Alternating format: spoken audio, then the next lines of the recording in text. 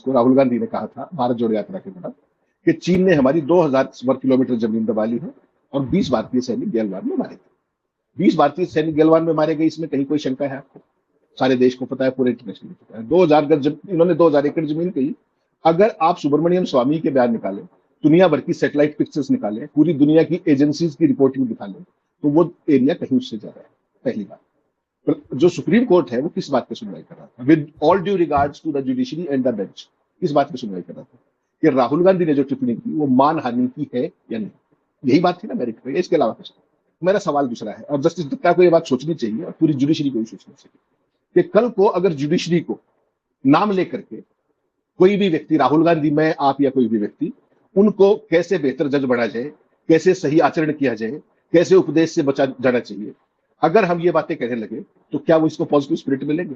पूरी की पूरी जुडिशरी की बात कर रहा हूं, एक इंडिविजुअल की बात नहीं कर रहा।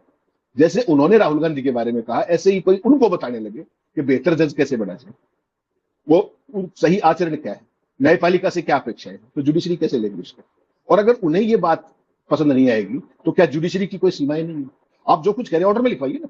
अभी तक जो देशभक्ति, भारतीय होने का जो सर्टिफिकेट था, अभी तक एक इकोसिस्टम बांटता था, राष्ट्रवादी दल बांटता था, उसके सारी ब्रांचेस बांटती थी। क्या 11 साल में शायद उन पर काम का बोझ हो गया, जो इस तरह की टिप्पणी अदालतों में आने लगी है? क्या मतलब समझेंगे आप इस बात?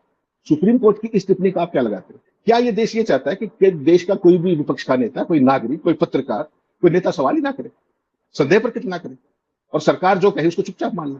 ये डेमोक्रेसी? आज की टिप्पणी से तो आप ये निकालेंगे ना कि सवाल नहीं पूछ सकते आप। क्या सुप्रीम कोर्ट अभिव्यक्ति की स्वतंत्रता के अधिकार को सीमित करना चाहता है? इस बात से तो मेरे को तो यही लगा। आखिरकार मंशा क्या है?